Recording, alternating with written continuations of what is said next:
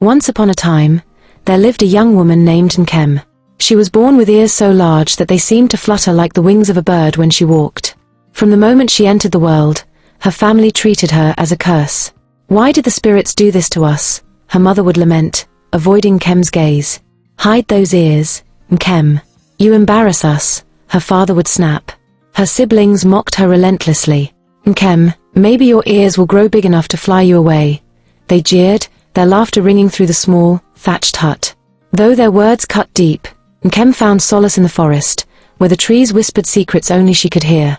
Her ears, a source of ridicule at home, allowed her to hear the faintest sounds, the rustle of grass under lions' paws, the distant babble of hidden streams, and even the murmurs of the wind carrying stories from faraway lands.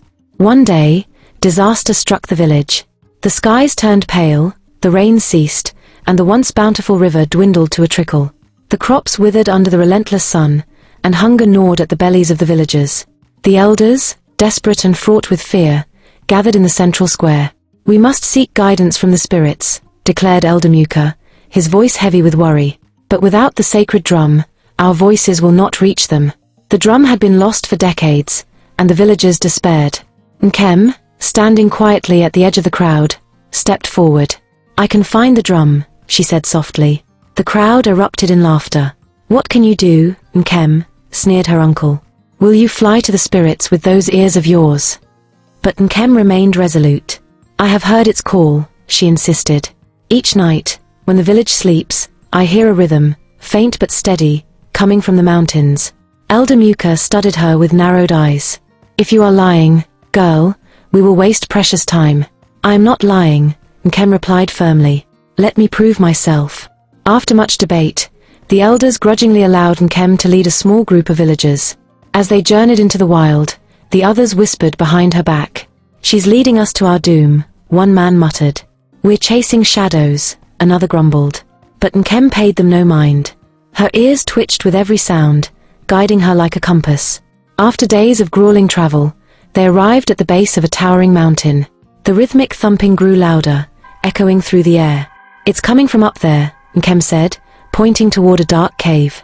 The villagers hesitated, fear creeping into their hearts. "This place is cursed," one of them whispered. "We should turn back." "No," Nkem said, her voice steady. "The spirits are guiding us." She entered the cave alone, the air thick with ancient energy. In the center of the cavern, bathed in a soft, golden light, sat the sacred drum. Its surface pulsed as if alive, resonating with the rhythm she had followed. When she emerged, drum in hand, the villagers fell silent. Awe and shame mingled in their eyes. You found it," one whispered. Returning to the village, Nkem presented the drum to Elder Muka.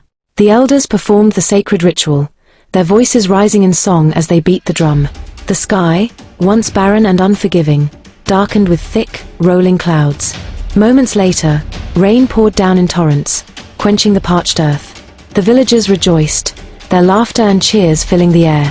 They surrounded Nkem, their earlier scorn replaced with gratitude and admiration. "Nkem," her mother wept, clutching her daughter's hands. "We were wrong to judge you. Forgive us."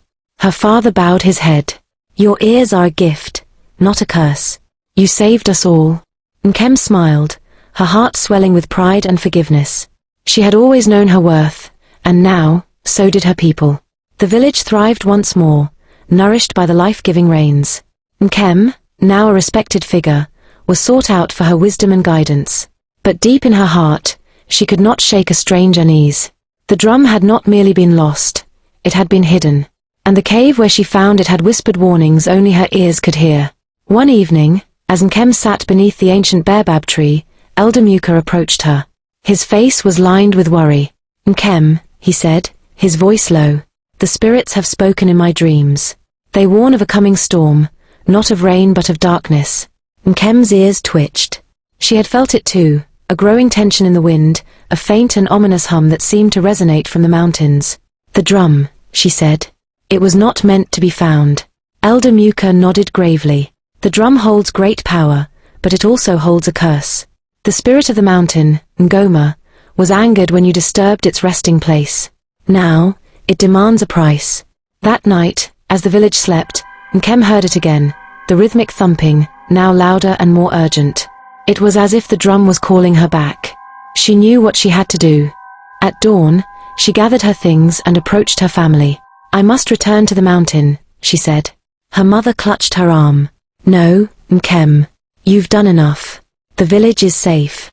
Her father frowned. "Why risk your life again?" Nkem's voice was calm but firm.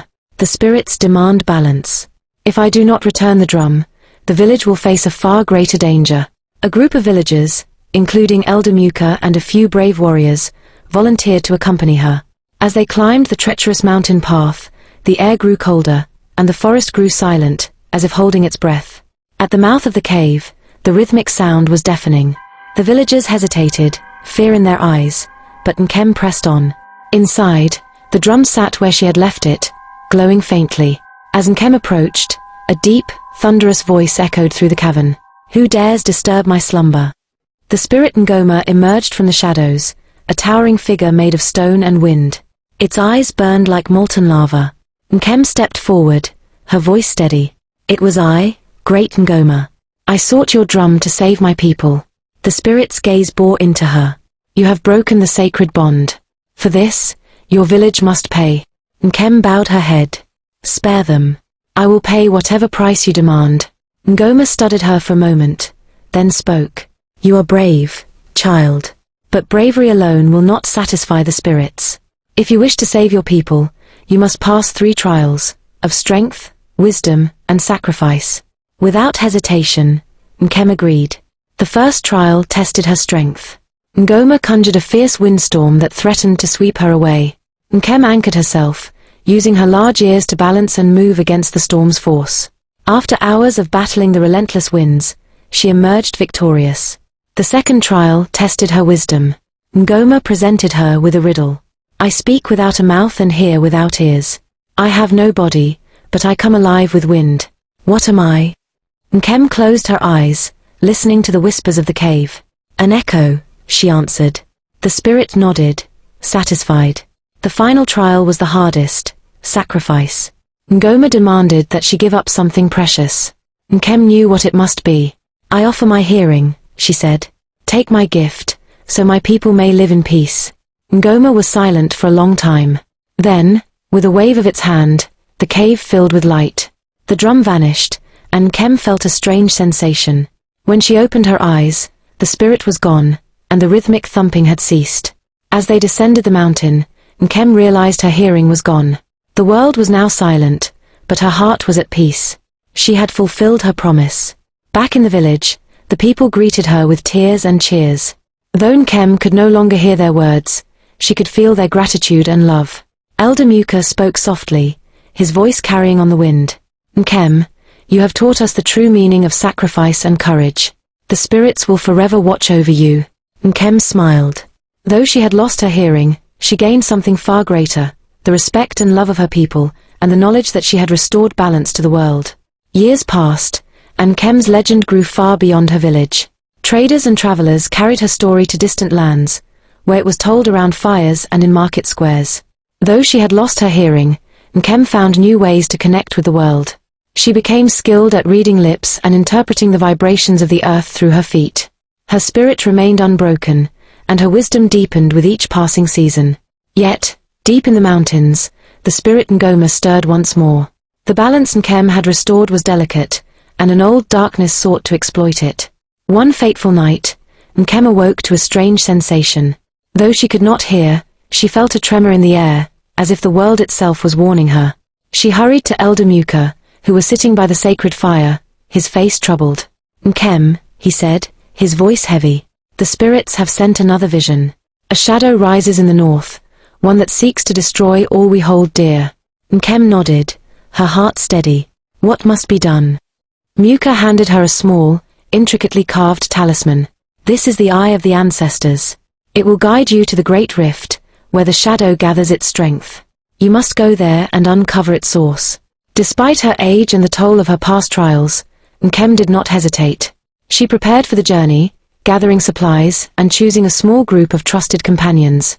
Among them was a childhood friend, Kingsley, a skilled tracker, and Amina, a healer whose touch could mend the deepest wounds. The journey was perilous. They traveled through dense forests, across wide rivers, and over treacherous cliffs. Along the way, they encountered villages abandoned and fields scorched, a sign of the shadow's growing influence. Nkem, though silent, guided her companions with unwavering determination. One night, as they camped beneath a canopy of stars, Kingsley spoke. Nkem, do you ever wish for your hearing to return? Nkem smiled and placed a hand on her heart. I hear more now than I ever did before, she said, her words clear despite her silent world. The spirits speak in ways beyond sound. Amina nodded. You have taught us all to listen with more than our ears. Their bond grew stronger, and together, they faced each challenge with courage. But the shadow was relentless. As they neared the Great Rift, they felt its oppressive presence, a cold, suffocating force that drained the light from the world. At the edge of the rift, they encountered the source of the darkness, a towering figure shrouded in black mist, its eyes burning with malice. It was Kili, the spirit of the shadow, an ancient enemy of Ngoma. So, the woman with the ears of the wind returns, Kili hissed, its voice like the rustling of dead leaves. You may have bested Ngoma, but you will not defeat me. Nkem stood firm, holding the eye of the ancestors. Its light pushed back the darkness, but Kili's power was immense. You seek to restore balance, Kili sneered. But balance is a lie. Only power matters. Kingsley and Amina stepped forward, ready to fight, but Nkem raised a hand. She knew this battle could not be won with strength alone. Nkem closed her eyes and focused. Though she could not hear, she felt the vibrations of the earth, the pulse of the world. She reached out with her mind, calling to the spirits of the ancestors. The ground trembled, and the light of the eye grew brighter. From the depths of the Great Rift, a chorus of voices rose, Nkem's people, past and present, united in their resolve. Kili roared, its form wavering. No, you cannot defeat me. But Nkem stepped forward, her eyes blazing with determination.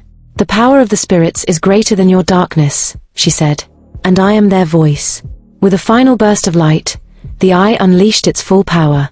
The shadow was consumed, and Kili let out a deafening cry as it was banished back into the void. As the sun rose over the Great Rift, the land began to heal. The villages and fields returned to life, and the people rejoiced. Nkem and her companions returned home as heroes, their journey cemented in the hearts of their people. Elder Muka greeted Nkem with tears of pride. You have saved us once again, he said. The spirits will sing your name for all time. Nkem smiled, her heart full. Though her trials had been great, she had found her purpose, to protect the balance of the world and to guide her people through any darkness. Years turned into decades, and Nkem's name became a cornerstone of the village's identity. She was no longer just a legend.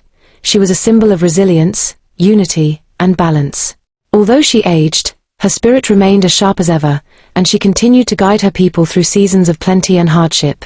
One quiet evening, as the sun dipped below the horizon, casting golden light over the village, Nkem felt a familiar stirring in the air. She sat beneath the ancient baobab tree, the place where her journey had begun. Her hands traced the carvings on the eye of the ancestors, now a relic of their survival. Elder Muka, now frail but still wise, joined her. Nkem, he said softly, the spirits are at peace. You have fulfilled your destiny. Nkem smiled, her gaze fixed on the distant mountains. The balance is restored, but it must be guarded, always. As the stars filled the sky, a gentle breeze whispered through the village. The people gathered, sensing something profound. Nkem stood, her silhouette framed by the glowing moonlight. My time here is ending, she said, her voice carrying the weight of countless stories. But the spirit of the ancestors lives on in each of you. Remember the lessons we've learned, strength in unity, courage in adversity, and the wisdom to seek balance. With that, Nkem closed her eyes. Her body remained beneath the baobab tree, but her spirit rose, becoming one with the wind, forever listening, forever guiding. The villagers mourned her passing but celebrated her life, vowing to carry her teachings forward. Generations later, the village flourished, its people united and strong. Whenever the wind rustled through the trees or a distant drumbeat echoed, they would say, Nkem is with us. Her story was told to every child, not just as a tale of heroism but as a living guide for their lives. The baobab tree became a sacred place, a symbol of Nkem's eternal guardianship. Moral lesson. The story of Nkem teaches that true strength comes from embracing one's uniqueness, fostering unity, and seeking balance in all things. It reminds us that courage is not the absence of fear but the willingness to face it for the greater good. Sacrifice and wisdom are essential to overcoming darkness, and the spirit of one person, no matter how different or underestimated, can guide and protect an entire community. Subscribe to my YouTube channel and click on the notification bell to know when a new video is posted. Also, follow me on Instagram, TikTok, and Facebook. God bless you.